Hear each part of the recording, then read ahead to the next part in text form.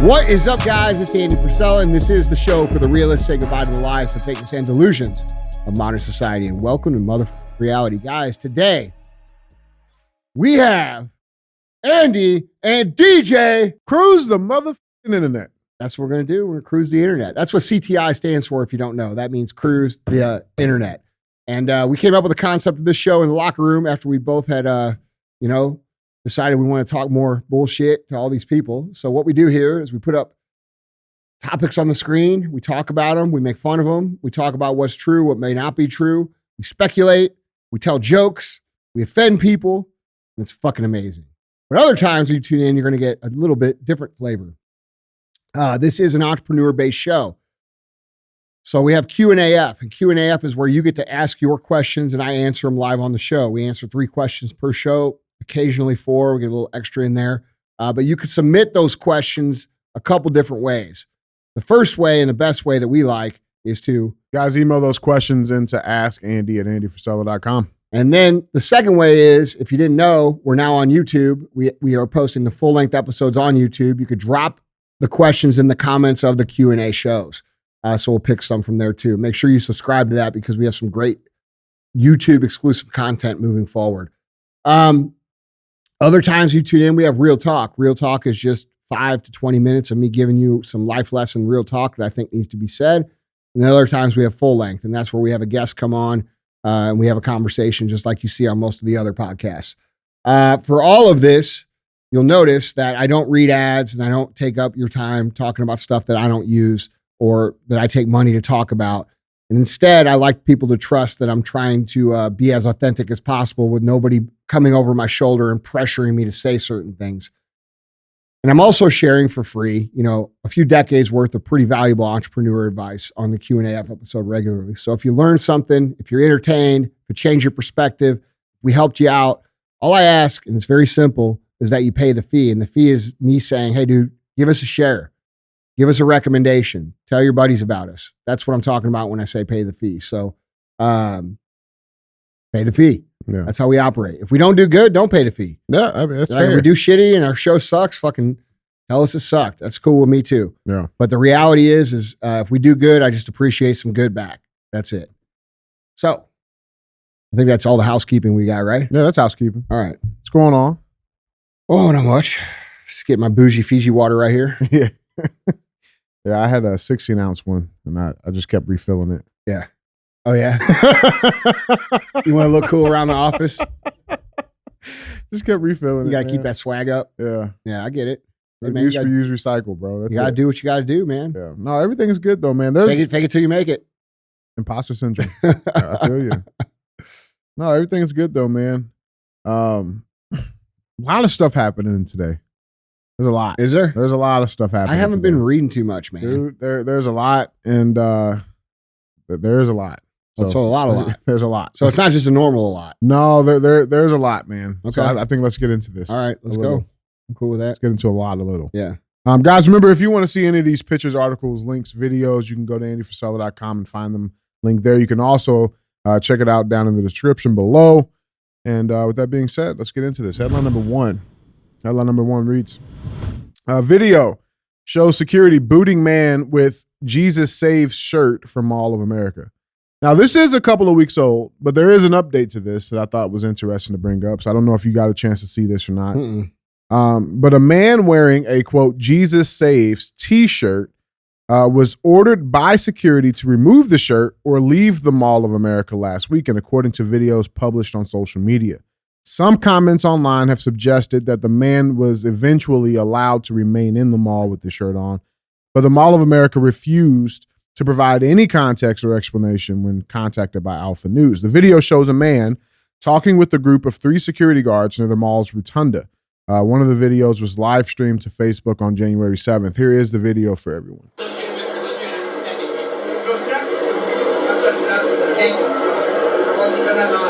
Okay, but it's the same thing, okay? People have been offended, and like I said, all we were asking you is to take your shirt off, and you go to Macy's over to the I didn't say anything. I didn't speak. I didn't say anything. Just go get Macy's. Nothing.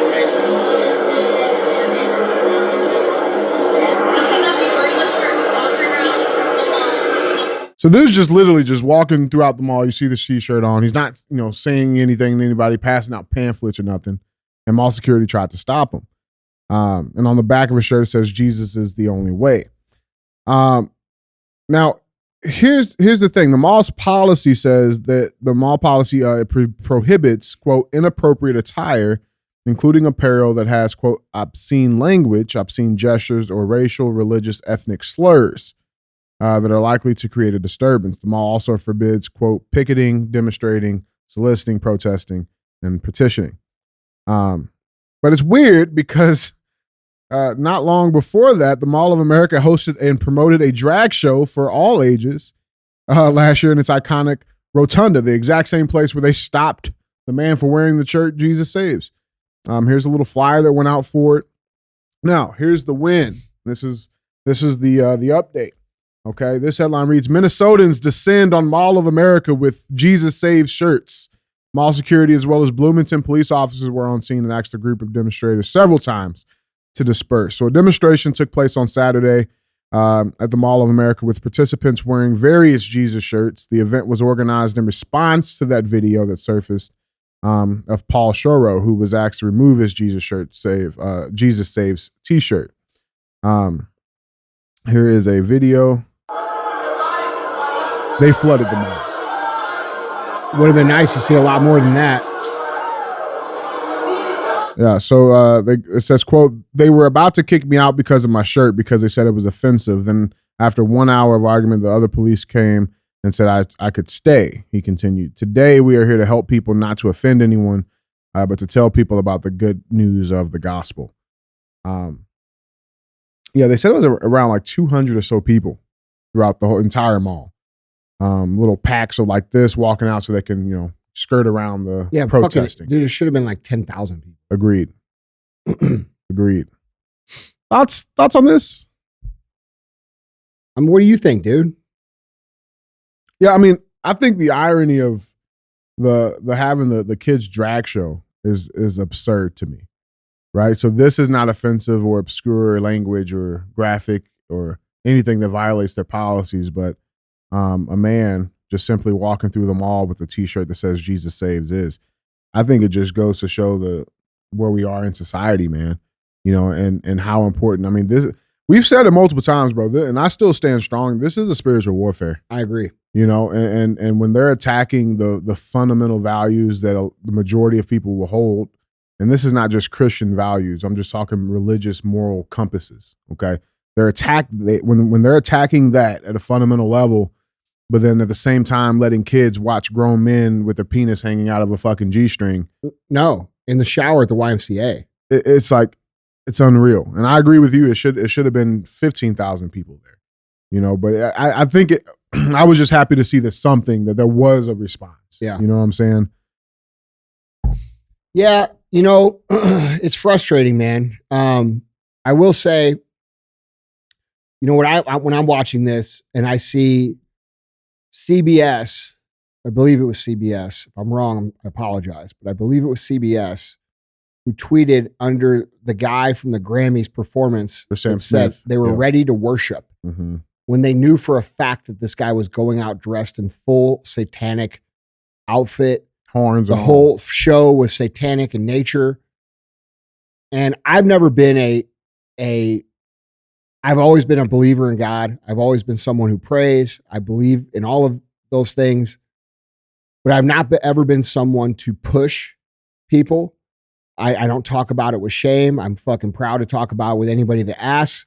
Sit down with you, have a conversation about what I think, no problem.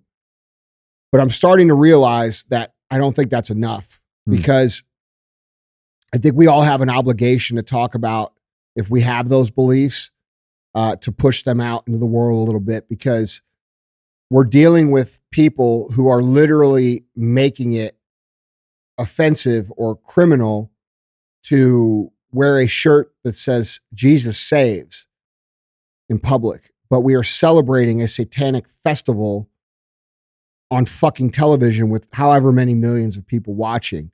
And I do agree with you, dude. I think this is a spiritual battle. I think it's fucking real. I think we're living through something that is spiritually relevant in the history of time. I did a couple polls on my story over the course of the last 3 years. And, I first asked the question, do you think there's a religious component to this? People kind of laughed it off and brushed it off, which I'm fine with, bro. If I'm crazy, we'll see. Right. And now when I've done the poll, it's like in the 90 percentile, people realize that something's going on that's fucked up. And I think it's important for us to not only not be ashamed of what we believe, but to also talk about it openly. I think it's important to represent that. I think it's important for us to live the best that we can on that path. That does not mean you're perfect. That does not mean that you are a person with no skeletons in your closet or hasn't made mistakes in the past. That's a big problem with organized religion, man, is you have people that get so far into it, they become like zealots, and then they want to condemn people when one of the whole fucking, concepts, themes of organized religion, especially Jesus, has been to forgive and that you're loved regardless of the sins that you've committed. And so I think it's important for us to understand that just because you've done some things in the past doesn't mean that God hates you, or God actually, dude, like he's just waiting for you to like say, hey man, I'm sorry for doing that. And I want to be better. And, I think if more people realize that, they would come to that understanding. I think we could get a lot more done in the world, because there's no shortage of negative, evil shit in the world right now. And, this goes into like some of the scary things they talk about in the Bible, like the religious persecution and like denying I could see this getting to a point very quickly. And I'm talking not very quickly, like in terms of days or a month, but in a few years, I could see this to a point where there's a religious persecution to the point of where they kill people that believe in Jesus. Yeah. And what are you going to do then? Like, what are you going to do when a gun's at your fucking head and they say, you either fucking say that Jesus is bullshit or you say that you believe in Jesus? What are you going to do? I know what I'm going to do. Yeah. I know what I'm going to do. You know what I'm saying? Yeah. And I could see us getting down that slope. And I think the best way that we could prevent that slope is to be more open about the things that we believe. And again, like, dude, I don't want to hear from you motherfuckers on Instagram talking about, the things that I do wrong. I know that I'm not perfect. I fucking know it. You're not either.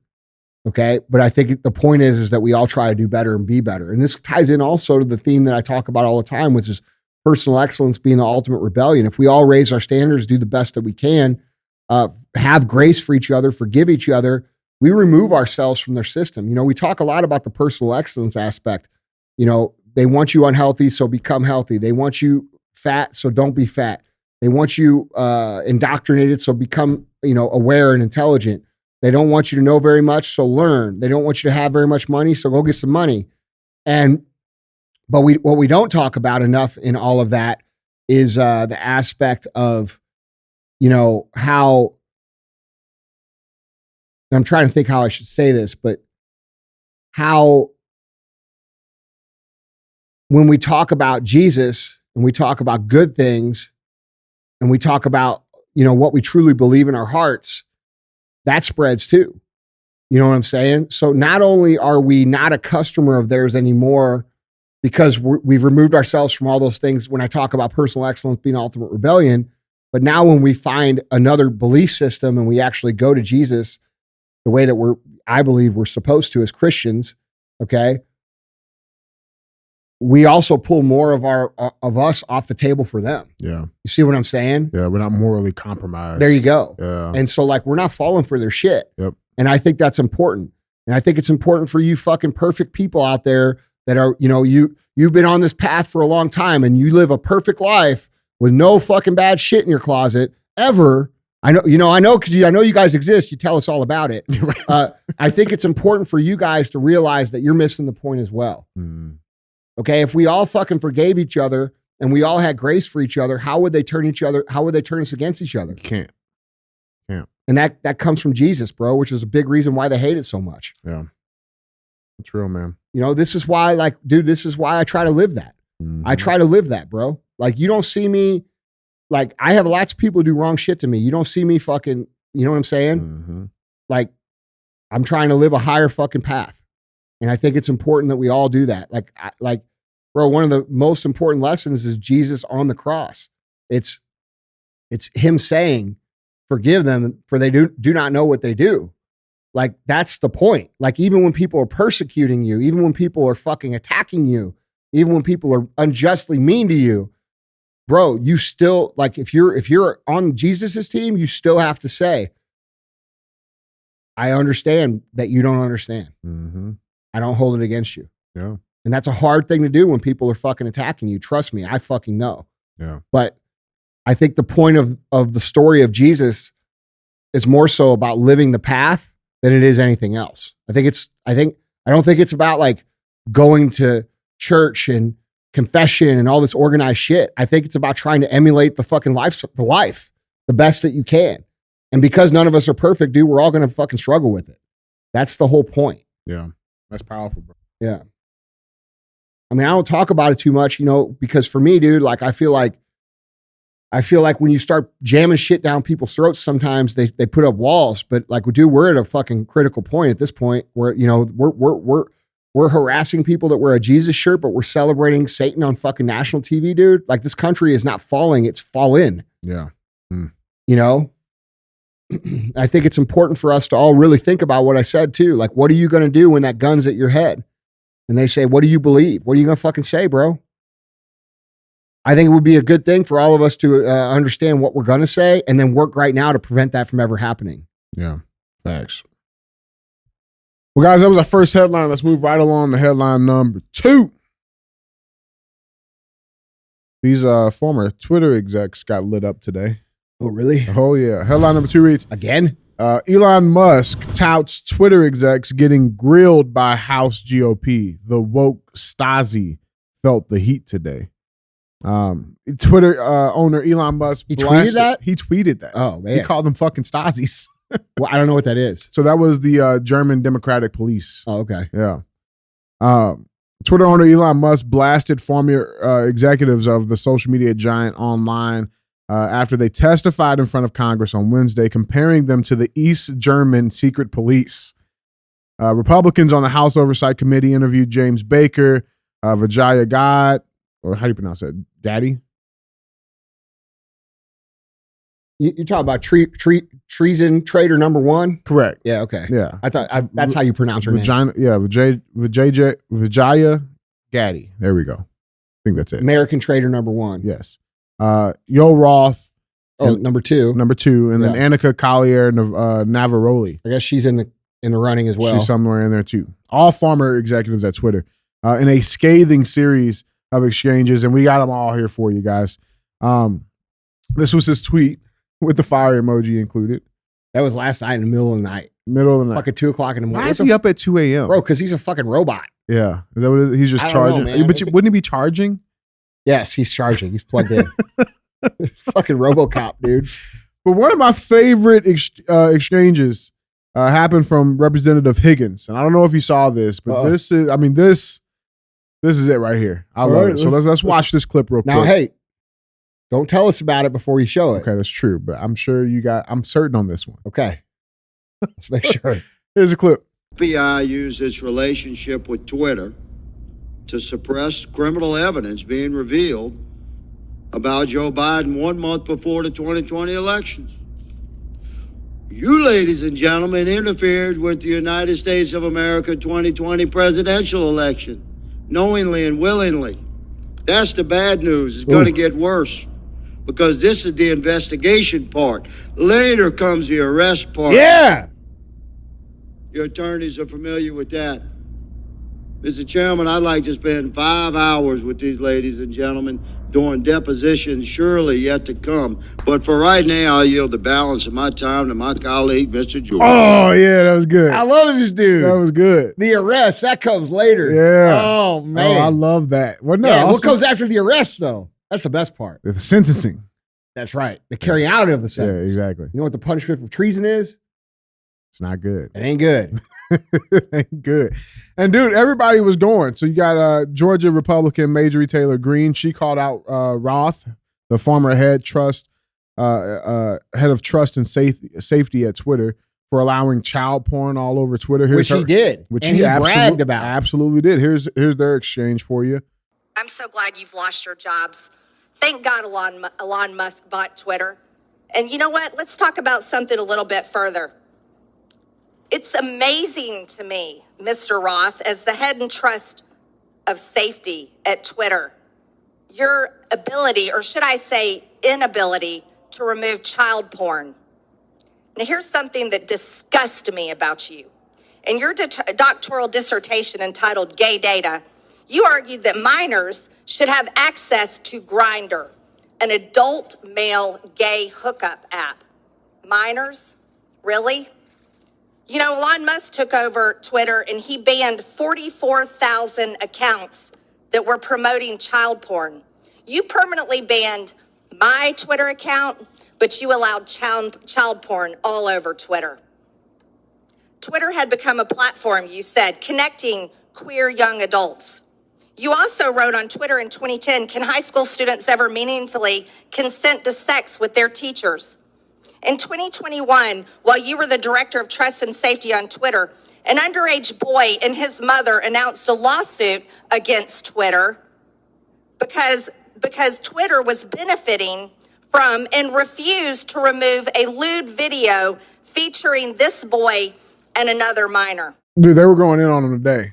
I mean, here's another one. You got Representative Donalds. Bro, listen, Byron Donalds is awesome. He's awesome. By the way, fuck these people. Yeah. So continue. Yeah. This is just I got one Bro, more I just for had to you. throw that in there. Yeah.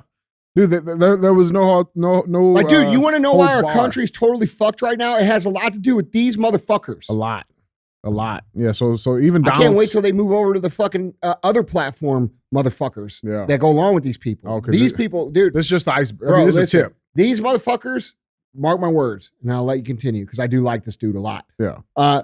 These people are going to start blowing the whistle on the people at the other platforms. They're going to have to. Yeah. And that's what Jim Jordan was actually alluding to. Really? Yeah. He started alluding to it in his speech. It's Donalds. What does handle these mean? My understanding is that these tweets contained non-consensual nude photos of Hunter Biden, and they were removed by the company under... Hold on, real quick, Mr. Roth. How could you know so much about the content of these tweets? I mean, as far as I'm concerned, these are just web addresses. I don't know what's in these tweets.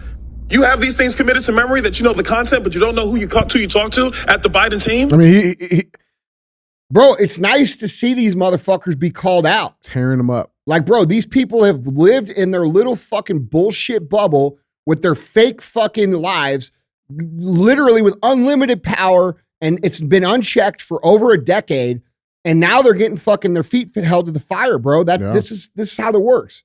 Like, dude, you guys fucked us. These people fucked us. Okay? They ruined our culture. For the last 10 years, they've been botting the left progressive narrative, the far fucking progressive. I'm not talking about Democrats. I'm talking about the progressive crazy bullshit. They have propagated that shit intentionally. And then when people argued against it, they fucking deleted their accounts or turned off their traffic. Yeah. The reason society is fucked is because of these people and the people at the other platforms that are their peers. Yeah. That's why. Yeah. So what Donalds was referring to, there was an email that was sent to Yo Roth, and it said it had like 5 links, right?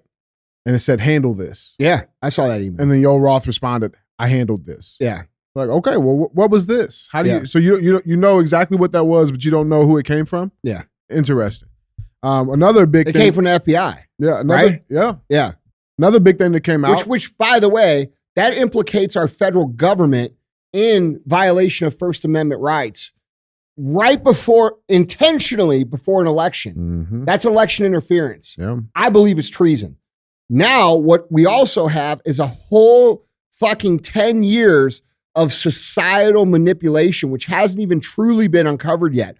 Elon showed a little bit of it, Yeah. but like, bro, we haven't seen it because it's not just on Twitter, it's everywhere. Everywhere. And so, like, dude, all these things that you've been afraid to speak up against, that you've known is wrong for the last 12 years, they've conditioned you to be afraid to even question it through the power of their social media. I talked about this many times. I talked about this back in 2016 when the election was happening with Trump. I posted some pro-Trump shit on my Facebook feed, and within literally like 5 minutes, I had 10,000 comments. And like, dude, I had to take the post down because the comments wouldn't quit coming in. They were coming in so fucking fast. I was like, what the fuck is going on? Yeah. And it scared me. I'm like, holy shit, dude. Am I literally on this fucking little island? And this is but that's the point. That's why they do it. The reality was, I figured out later it was bot farm. Yep. Yeah, man. So, like, dude, this is how they intimidate us into silence to allow all this crazy shit to happen. Yeah. Yeah, Jim Jordan discovered another big thing during this hearing. This headline reads, former Twitter exec admits using disappearing message apps with government officials. So like send a message and then it disappears after they read it and shit. Yeah. To cover up their tracks. And the thing that was interesting about this exchange is that between Vijay and Yoel, Jim, they're all of their little fucking, it's all falling apart and they don't even know how to fucking respond to it. In this exchange, it says, the article reads, it says, when asked if they had used disappearing message apps such as Signal, Snapchat, or Wicker to communicate with government officials, Baker answered, I don't recall. Gaddy replied, not to my recollection. Then Roth answered, yes. Well, at least so they're even falling apart within the, Yeah, he's not sticking with the story.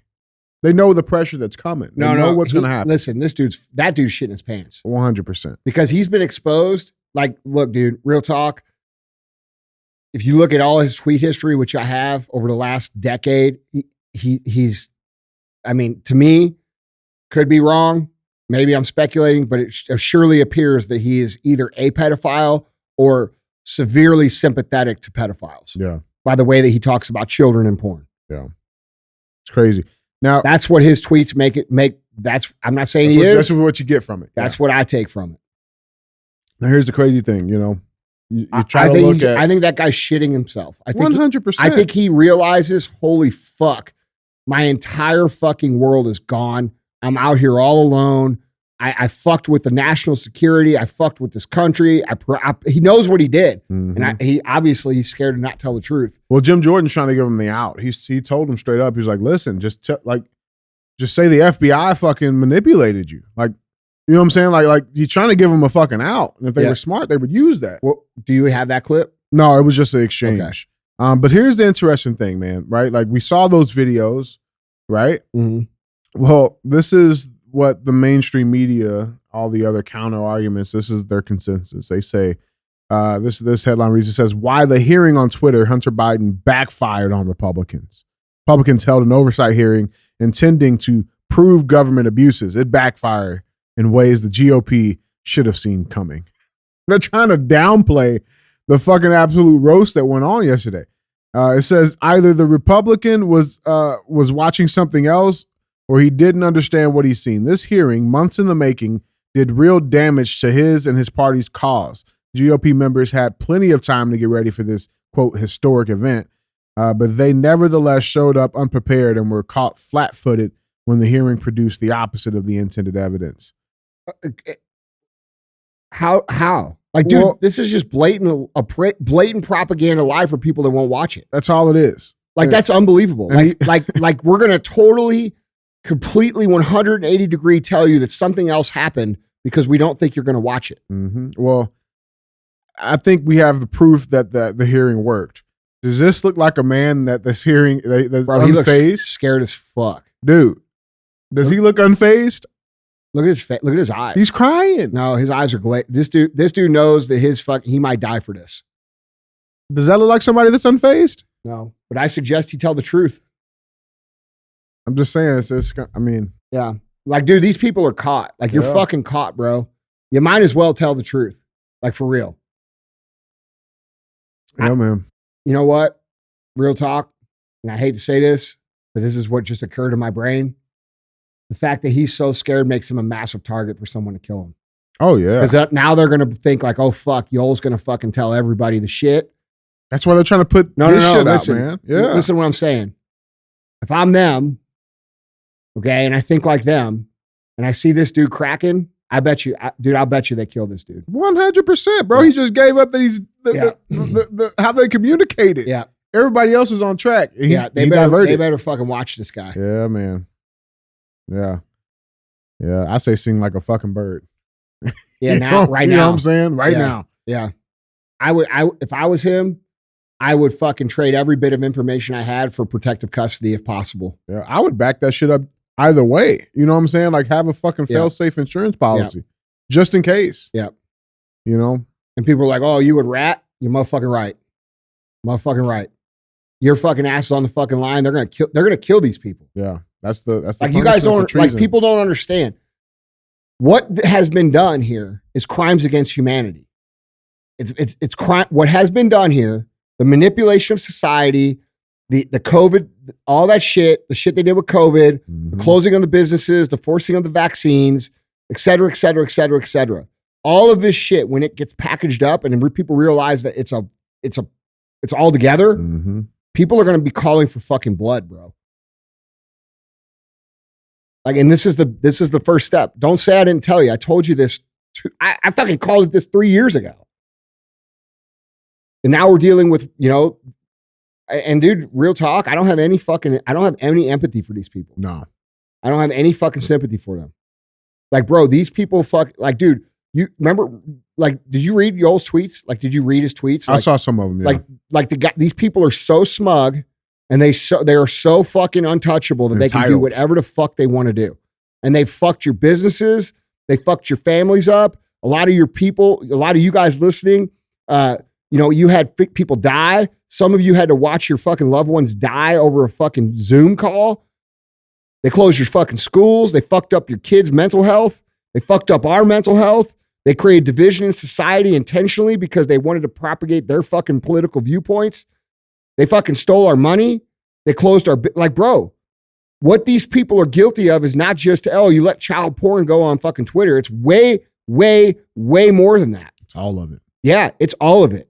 The state of the world today rests in the hands of these people and a few other people. There's, like I said, over and over, there's probably 1,000 people in the world out of 8 billion that are causing the world almost all of its fucking frustration and pain. And once humanity wakes up to that and they understand the accountability is going to be fucking harsh. People say, oh, well, who's going to do that? Just wait till everybody figures it out, bro. Like, you think you're mad. Like, you've been on the conspiracy theory side for the whole time, right? You think you're pissed off because no one listened to you. Think about the motherfucker that had to watch their fucking dad die on Zoom and then got forced to take 2 vaccines or 5 vaccines, whatever the fuck they got, whatever number they're at right now. Yeah. And they got to walk around the entire rest of their life wondering when the fuck they're going to kick it because they were manipulating and taking the shit. Once all those people wake the fuck up and understand what's going on, people like this dude and the people who organize this, they are fucking done. Which is why I believe they're going to try to start this fucking massive war before that actually happens. Well, it's funny you say that, Andy, because that takes us right to headline number 3. Well, it only makes sense. Yeah. It only makes sense. If you're caught doing something and whatever it is unforgivable, this is the equivalent of them flipping the game board over. Yeah. Well, right? Fuck it. Nobody Flip the wins. Game board over. Now how you, like, bro, ruin the world. Yep. And that's what they're going to do if people don't resist it. Yep. Well, this is our third and final headline, guys. Headline number 3. Headline number 3 reads, How America Took Out the Nord Stream Pipeline. By the way, I said it right after the fucking attack, I believe. Mm-hmm. Kind of like I said, like the Friday that the Ukraine ship popped off. I told you what that was too, and you all fucked with me about that. And here we are. And then you all told me that I was crazy, and so there's no way the U.S. would fucking blow up the Nord Stream. That's fucking crazy. You don't know what the fuck you're talking about.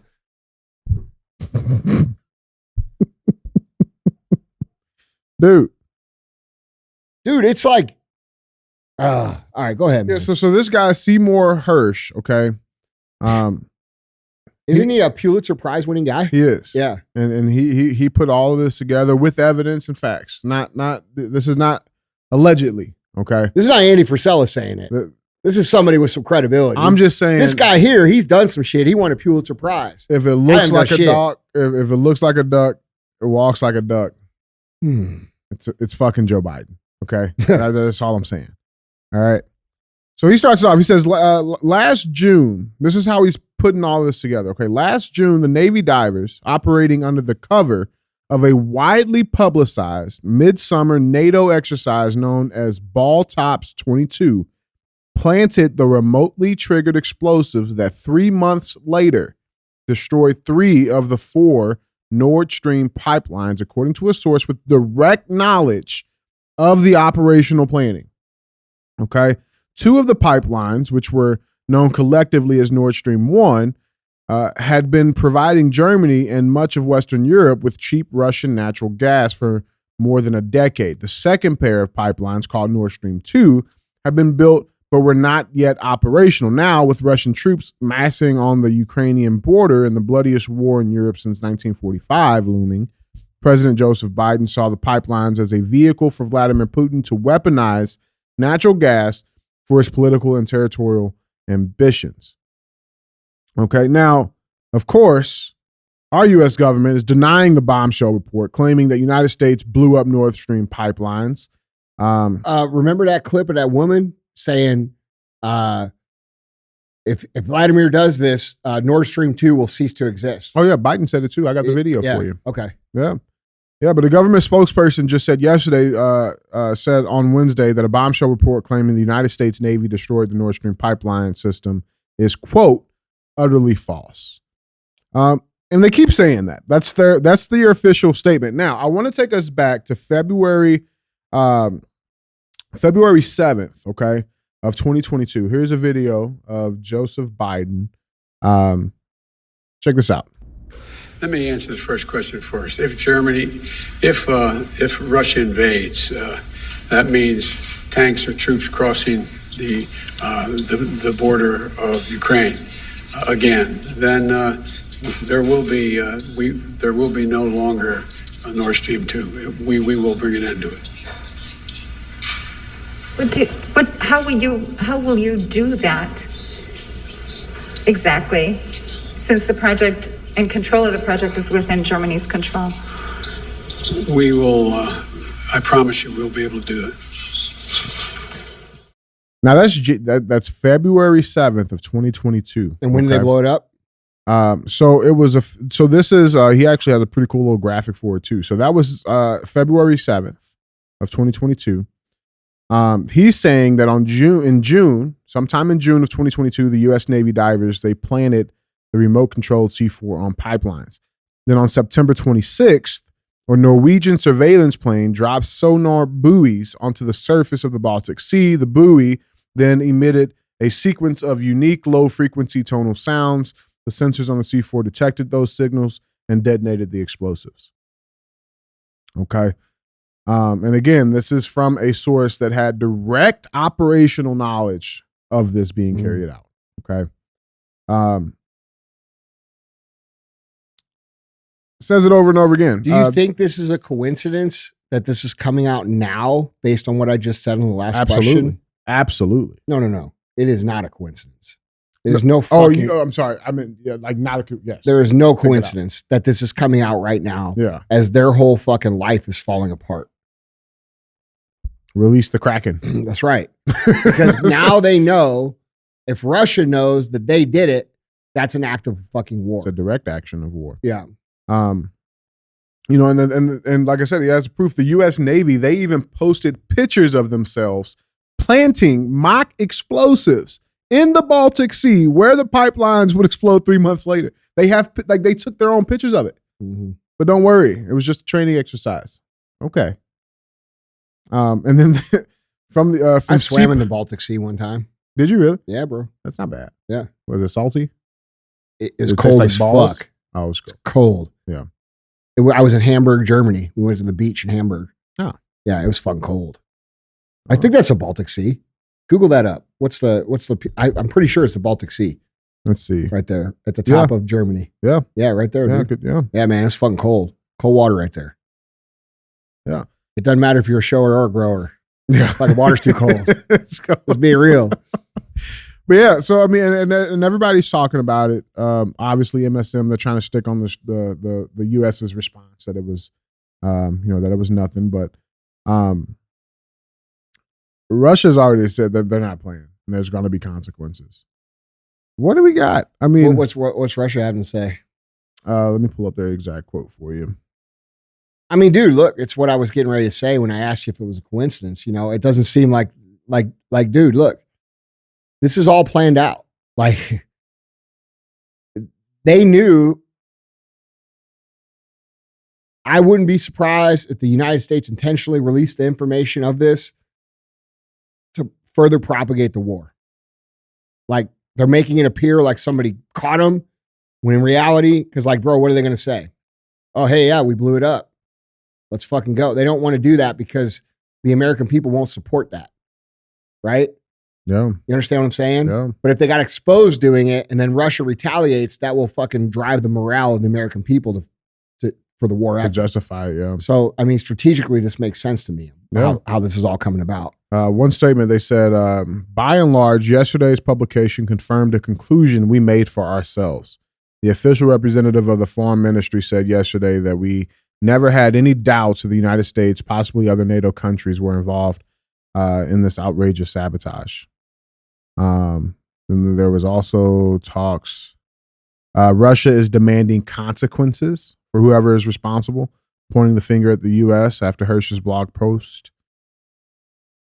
And I saw another statement. It was a pretty sinister one, because you got to understand, dude. That cost them $500 million. I mean, it wasn't like a little Bro, quick listen, fix. nobody supports a world war. There's not a single American citizen out there, other than the people in Washington who are going to profit from it, that are excited about it, or the guys that own the weapons companies with the government contracts. Everybody else is anti-war. Mhm. Everybody else they're either supporting Ukraine because they've been made to believe that Ukraine is this little puppy dog that's getting beat by the big bad wolf. But they don't understand the implications. If they understood the implications on a mass scale of what this is going to create and what their support for that little puppy dog that actually isn't a puppy dog, it's actually like a thief that keeps fucking with you and keeps fucking with you and keeps fucking with you, and you can't do anything about it, and eventually you kill them.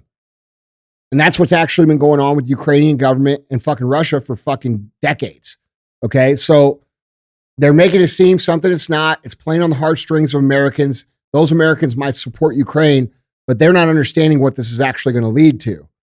Okay? If they actually understood what this is going to lead to, they would not support this effort.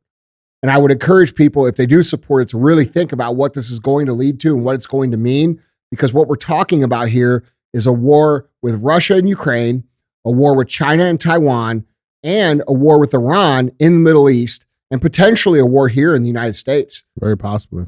Like, this is not an Afghanistan. This is not a Desert Storm. This is not an Iraq. This is not drone strikes. This is like, it's going to touch you. Yeah. It's going to fuck up your life, like real talk. And it's not going to be just somebody you know or one of your uncles or your cousins that goes over there and gets fucking killed. It's going to be your entire fucking street, everybody you know, every fucking way of life that we know in America being fucked with because you guys support something you don't understand what you're supporting. And so, like, dude, it's, I think there needs to be a very, very strong anti-fucking world war movement here in America, because what they're doing, in my opinion, with the balloon thing, okay, and now with this thing, is they're trying to get the Americans riled up to go to war, right? Like, if they can provoke Russia to attack the United States, everybody here is going to be like, fucking get them. Fuck yeah, bro, get them. But that only works Right? without provocation. Huh? That can only work without the provocation. We started the shit. We're not going to support it. People, if they come here and attack us, no one's going to give a fuck. They're going to be like, fucking let's kill them. Yeah, that's true. You know what I'm saying? And our government knows that. Our government knows that. Our government knows that if China fucking sends a missile here or whatever, that everybody here is going to fucking freak the fuck out. And they also know that that's their only way to avoid accountability for what they've been doing for the last fucking 12 years. So, I think it's going to happen. I think we're going to deal with a fucking major attack here on this soil in order to fucking create the support and the morale needed for the war effort that they're trying to create so they can get fucking rich and avoid accountability for what they're doing. Yeah. That's my opinion and my assessment of the situation. Yeah. I think people should, I think most people don't understand. Like, dude, not in my lifetime have we ever had a war here in this country. Nobody that's of military age or even a little older that could still, fuck some shit up a little bit. We've never had that. It's never happened. Do we really think that we're equipped as Americans to deal with that? Do we really have a long line of young strapping men that are going to fight this fucking war? Do we have that? Fuck no. I don't know. I mean, they've been trying for the last 20 years to demasculate our men, to make our men fucking weak. They've destroyed them with feminism. They've destroyed them with indoctrination. They've destroyed them with every, like, toxic masculinity and all this bullshit. And bro, I've been telling you, I've been on this game, this fucking same storyline for years. I told you motherfuckers during George Floyd. I told you during all these points of contention, we are the same. We are Americans. Other people in the world, all the other people in the world except us, look at us as Americans. They do not see black Americans and white Americans. They do not see Democrat Americans or Republican Americans. They do not see gay Americans and straight Americans. They don't see rich Americans and poor Americans. They see fucking Americans, bro, and they don't fucking like them. Okay? And we're all over here fighting each other, fucking up all our shit, and all these people will be happy to see all of us fucking go away. And so until we all come to that realization and start loving each other and uniting and not letting our own government propagate us into a fucking disaster that could ruin our whole entire lives, take your entire whole life away from you, your entire country away from you, until we understand that that's what's happening, this will continue to go. And it could be potentially life-altering or life-ending for a lot of the people listening to the show. That's just real. And we're not considering that. We've never had a conflict at that scale in my lifetime. Not even fucking close.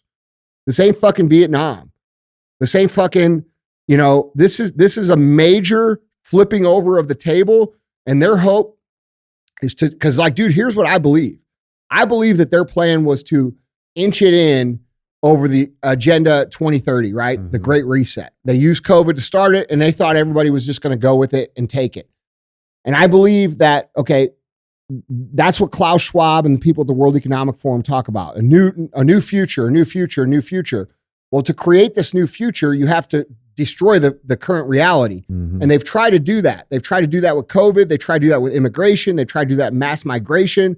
They've tried to do that many different ways, inflating the dollars, fucking with supply chain, creating fucking fake crises that don't exist. Like there's a lack of food and shit, like burning down the fucking the chicken factories and the cow factories, buying up the farm. These people are manipulating everything to fucking try to reset the world. Well, it's not working because most people are like, nah, yeah, fuck you. Okay. Even the people who got sucked into it in the beginning, they're like, no, this is fucked up, dude. Bill Gates ain't the fucking god of the world. Right. Right. Klaus Schwab ain't the god of the world. Like people are starting to realize this. And because people are starting to realize this and we didn't adopt their slow, gradual plan, I believe that their second plan was just to create a mass fucking war and destroy the planet with the hope of rebuilding it their way afterwards. Okay? And that if they do that, then what's going to happen is they're probably going to end up getting their way. Yeah. Yeah. So I think this is a critical time, not only for our country, but for humanity, for people to wake up, understand what's going on, be vocal against it, stand against it, and realize that, like, dude, our entire futures are at stake here. It's not alarmism. Like, this could happen very quickly. And the fact that Nord Stream 2 is now known to be a United States attack, do you think that Vladimir Putin is just going to let that fucking fly, bro?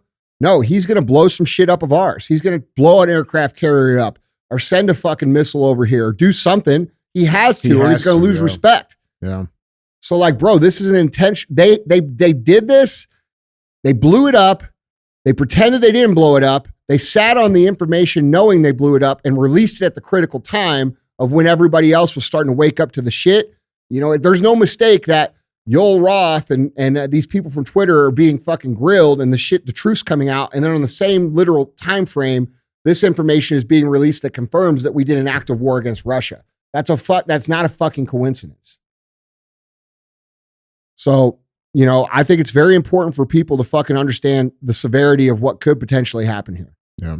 So, man, well, guys, moving on to our final segment of the show. As always, we have thumbs up or dumb as fuck, where we show a headline, guys, trigger one of those two options. With that being said, our thumbs up or dumb AF headline reads: the inventor of the Pringles can was cremated and buried in one of them. I mean, it is an iconic can. I mean, it is. Are you going down in a level 1 container? No, because I didn't. No, because, like, bro, I didn't invent that container. It didn't revolutionize the industry. You know what I'm saying? Like, that the fucking Pringles thing is an icon. Like, a protein bottle is a protein bottle. It's true. not the same thing. Okay, I can see that. You know, like if you founded Jack Daniels, maybe you would be cremated and put in a Jack Daniels bottle. I can see that. Liquefied. Yeah, whatever, man. Yeah. You know, like, You know, those motherfuckers down in Kentucky probably drink it too. No offense, guys. I love you. Is that Kentucky or Tennessee? That's Tennessee. Tennessee, whatever it is. Yeah, I mean both. Hey, honestly, I drink a drink. Don't worry, I'm with you guys. Yeah, so we got to be good to our forces for what's about to go down. Got to, yeah, no shit. We need all the cousins. Yeah, bro, we do, and that's coming from Missouri. We ain't fucking talking shit. We just telling the truth. Hey, we just stop. We don't start with our cousins. See, like the third one removed. No, it's cousins here, but in Arkansas, it's brothers and sisters. It's true. It's true. Oh fuck, they're gonna hate us. I don't care. We love you guys. Yeah. Yeah, the article reads. It says, well, the good thing about Midwestern people is they can take a fucking joke. Oh, 100%. They're laughing at the shit too. Yeah. They know it's true. All jokes are funny if they're true. The article reads, next time you pull your hand out of a Pringles can and lick the leftover flavoring off your fingers, think about the fun fact that the creator of the tube had his ashes buried in one. That's one way to ruin a Texas barbecue binge. As morbid as that might sound, it's actually true. So Frederick J. Bauer from Cincinnati was so proud of his Pringles can creation that he was buried in one of the colorful containers after he passed away on May 4th, 2008 at the age of 89. Throughout his life, Bauer worked as an organic chemist and food storage technician at Procter & Gamble, the manufacturing company now behind Head & Shoulders, Gillette, and Ariel.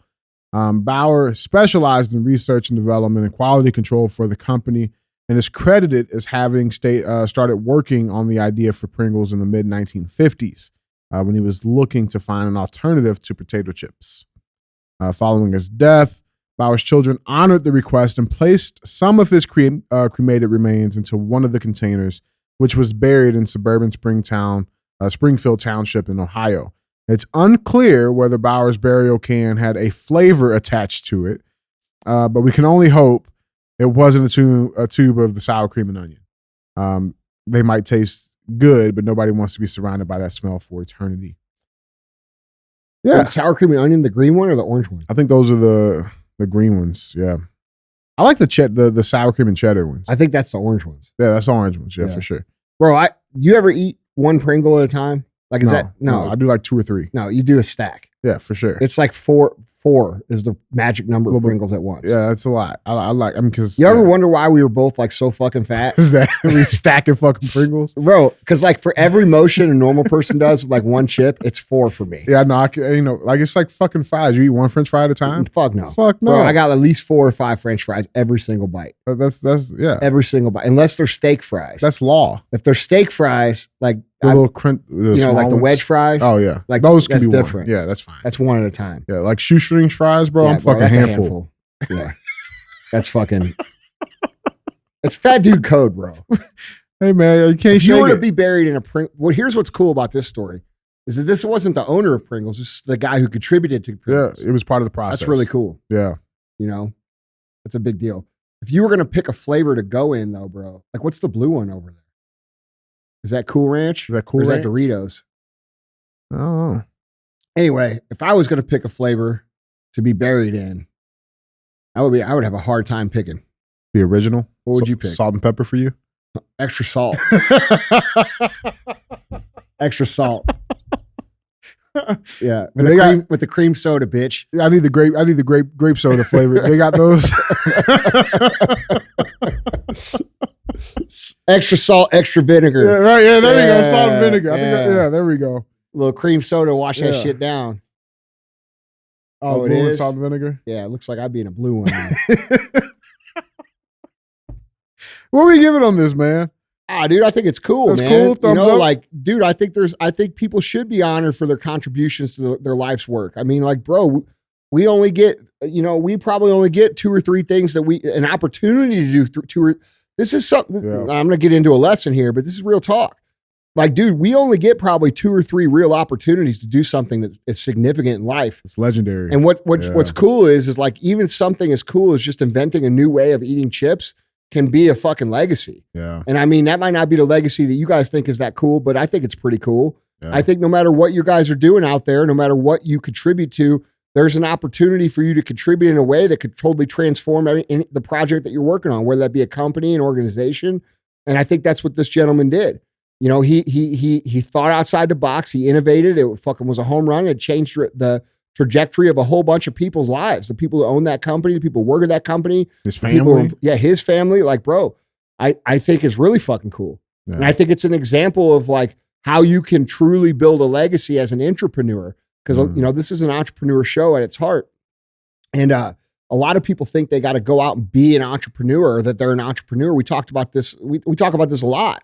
But dude, entrepreneurs are fucking super fucking valuable. And honestly, those are the people that create most of the innovative shit. These are not like the owners of the company. It's people who inside the company decide they want to contribute and create. And you know, they end up doing something amazing. I mean, I know that like you know, a chip can doesn't sound that amazing, but like, dude, if you think about what that can means to American culture, it's iconic. It's pretty real. Yeah. Not to mention Pringles is the only chip company that kept it real, bro. Like there's no fucking, like it's not full of fucking air. Like a bag of Lay's, bro. Oh yeah. Like they fill that motherfucker up to the top. You know what I'm saying? Like but a can of Pringles, bro, it still is like, it's a one sitting thing. Like I'm eating a whole can. Yeah. I wish they made it bigger for my hand to fit all the way in. You'd just be fatter. Yeah, so now I just do like They did you a favor. You know. Yeah, you just dump the shit in. When it gets down to like 2 half chips and a bunch of crumbs, I'm dumping. Hey, just dump it, baby. Everybody does that shit. Yeah. That's not a fat guy fucking move. Shake it up, break them up a little bit. Yeah. All right. And that might be. I never heard of that one. You teach me your ways. Yeah. Hey, I got Shake it, break it up, huh? So you actually take the lid out, you put it back on? Yeah, put the lid back on. Fucking or you just use your hand on the top? You get either or. Really? Either or. If you want a little extra sweat and salt, dude, this is a new trick. Use your hand. All right. Yeah, just shake that motherfucker up. I'm gonna try that next time. Hey. Thanks for the tip, dude. I got you. Hey, follow me for more Fat Guy Chips. Guys, Andy, that's all I got, man. All right, guys. Don't be a hoe. Share the show.